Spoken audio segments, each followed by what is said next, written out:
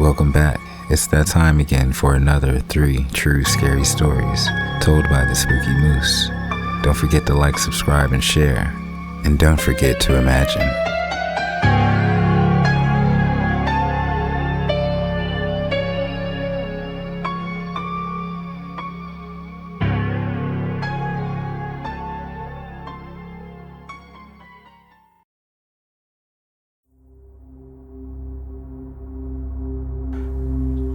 I'll start this story off by mentioning I am a huge thrifter and borderline hoarder.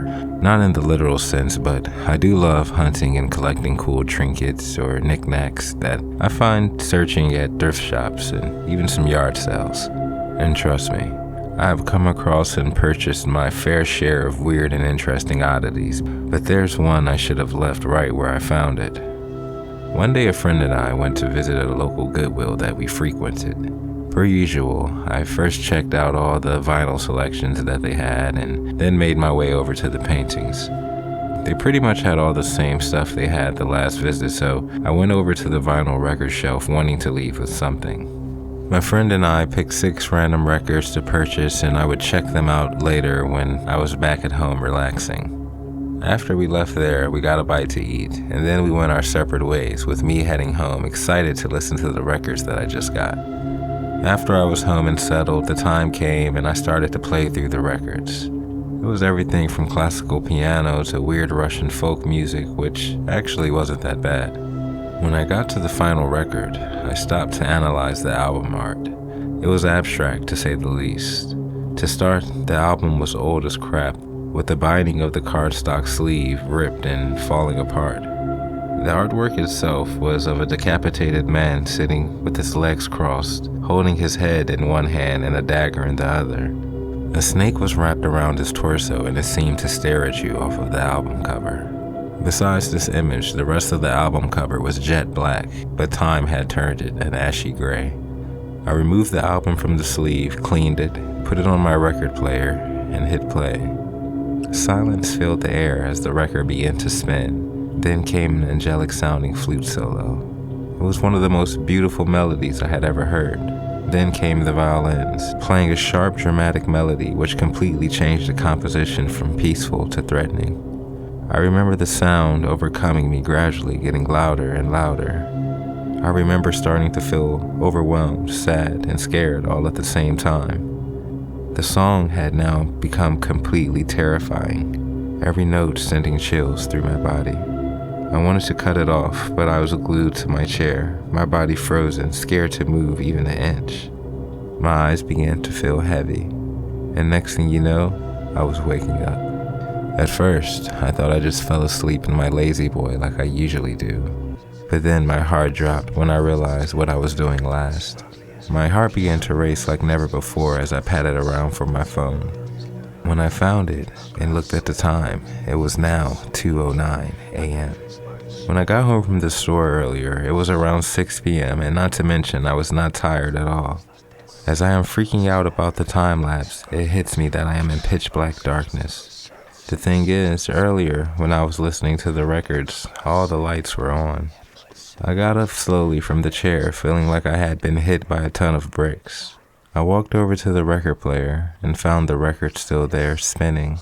The record player that I had was pretty nice and it had an auto stop feature so the needle wouldn't wear down. How could the record still be spinning, I thought. Crazy thoughts rushed through my mind on what could have happened to me, but it was all too much and was honestly terrifying me, causing me to have an extreme panic attack. When I went to grab the record off of the player, I dropped it due to how hot it was. This made absolutely no sense, because vinyls typically didn't get hot while playing them. At this realization, I ran to my room like a child, leaving the record on the floor where it fell. I was and still am completely convinced that the music that came from the vinyl that day let something evil into my home.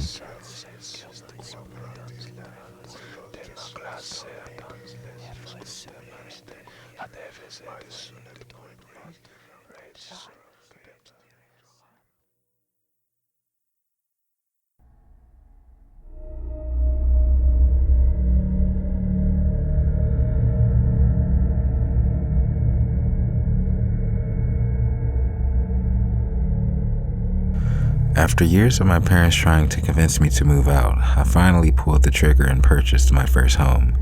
It was never a money thing. I actually have a really nice job. I just like the coziness of my family home, and with no wife and children, I just never saw a reason to leave. I was 29 at the time when they started putting the pressure on me, and finally I caved. I was looking for an older home, not the modern cookie cutter. So when I began to look, the old stuff intrigued me the most. I was able to settle on a nice Victorian home built in the late 1800s.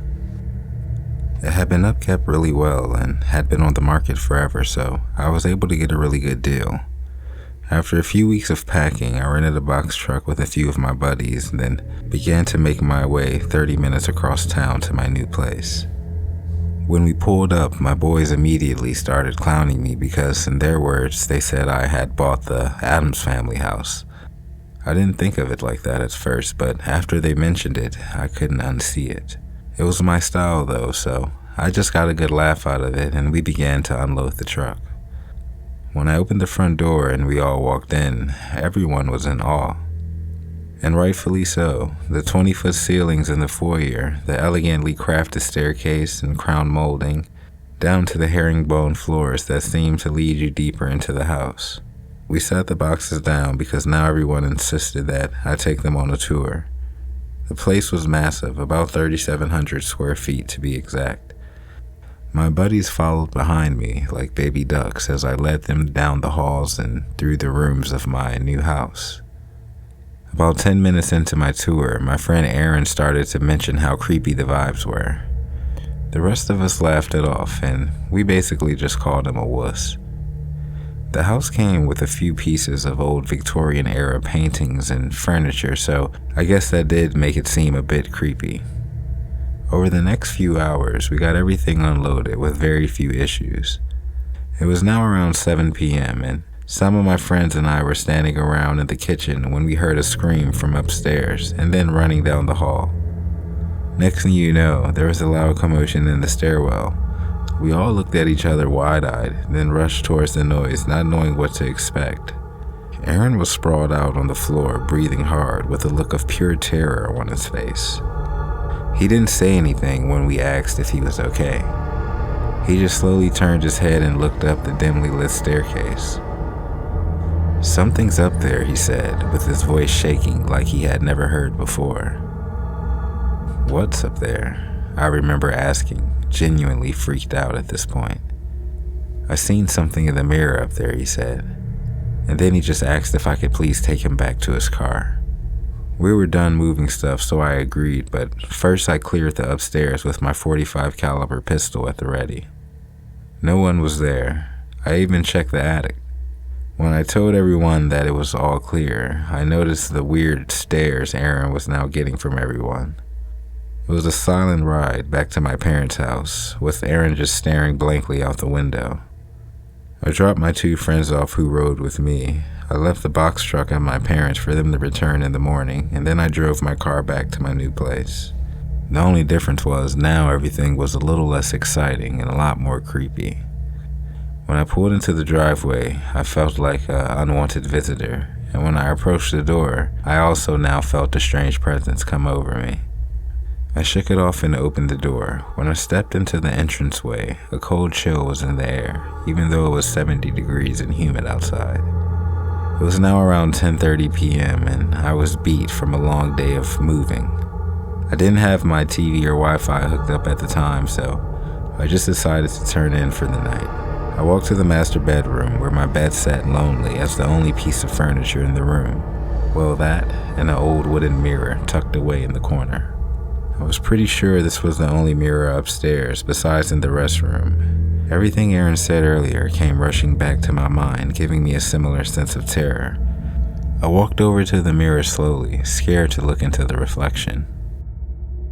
When I looked into the mirror at first, everything seemed normal. I seen myself looking more scared than I would like to admit.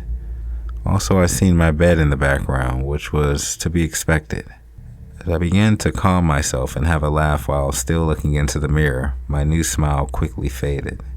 Something was off now.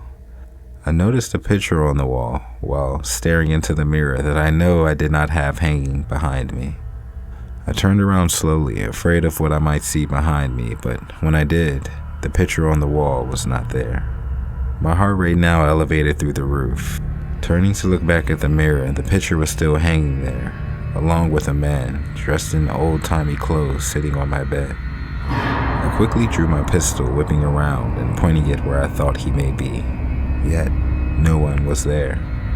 On the third and final time, when I looked back at the mirror, the room was fully furnished with things not of my own. The man I saw on my bed was now looking back at me in the mirror, staring right into what I felt like my soul.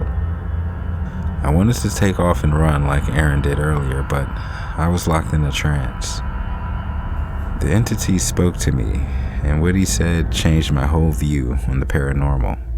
He said, "I've been waiting for you, and now that you've claimed this place, you can never leave." When he said that, the images from the mirror faded, revealing my room the way it actually was behind me. I felt very sleepy all of a sudden, like sleepier than I had ever been. I don't even remember getting in my bed, but that night I had the wildest dream. I was the man that I saw in the mirror, living in what looked to be the late 1800s. I felt as though I lived many of his own experiences in the dream, and even riding up my driveway in a carriage drawn by a horse. My old Victorian home was looking new and welcoming in the dream. I had a family and kids who loved me and a booming hat-making business. I woke up at 3 a.m. that morning drenched in sweat, and I felt as though I lived a whole other lifetime. I've now been here for 12 years and haven't had any encounters since. The thing that bugs me to this day is, I don't know if the man I saw in the mirror happened during my dream or actually before.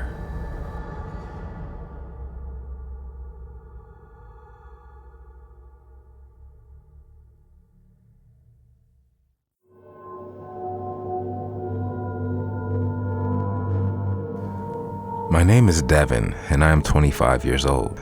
I am an urban explorer who travels all over to cool locations while documenting it all for my social media.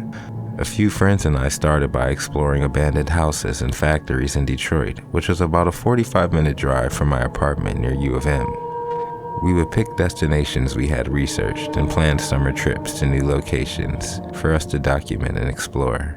From abandoned malls to theme parks, you name it, and we've probably trespassed there. All for the sake of art and adventure, of course. We never destroyed or took anything from the properties. Time went on, and as our following grew, we gathered the funding to go to more exotic locations. Spring 2024, James, my longtime cameraman, and I took a much-anticipated trip to France. We had been waiting to check out some of the abandoned chateaus in the French countryside. One of the longtime subscribers on our channel lived there and became our contact and tour guide for the trip. He was also an urban explorer and pretty chill, so we were more than happy to link up for some new adventures. We were in town for a week, so once we arrived, we met up with our friend, had dinner, and planned out our next few days. He would take us to 6 different locations. Some he had explored before, and some he hadn't. Over the next few days, I was in urban explorer paradise, walking down the forgotten halls of places which were once the center of prominence. We went in some that were abandoned for decades, with flooded out rooms from rain coming through the ceiling, to family portraits so covered in dust that you wouldn't know it was a picture to begin with. Just like that, 5 days went by, and we would be heading back to the States soon. On the last day, we had one final destination. Our friend had saved the best for last because he took us to a perfectly preserved chateau that looked like something out of a storybook. Every time I went inside and seen everything intact like a perfect time capsule, I was amazed because I knew back home this would have never made it. It was super eerie to walk around these giant structures. The eyes on the giant paintings seemed to follow you down the hall, making one feel like they were always being watched. At one point, I could have sworn I heard footsteps on the floor above me. I looked to James and our other friend, and they too had a look of what the heck was that on their face. We sat there for about 5 minutes listening, not moving a muscle, but we didn't hear anything else. While exploring the rooms, I came across a small painting of a basset hound that I found very charming.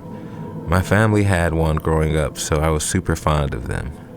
I typically don't take anything from the sites, but I did take the small painting that day.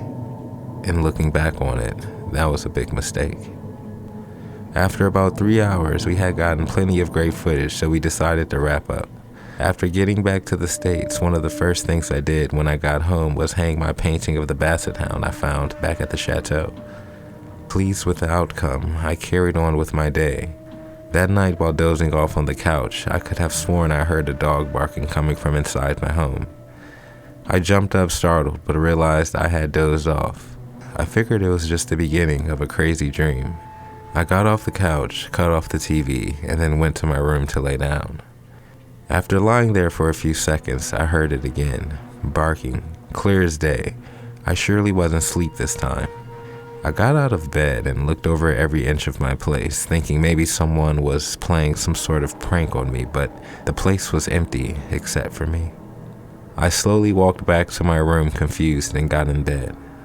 I fell asleep and had super strange dreams that night.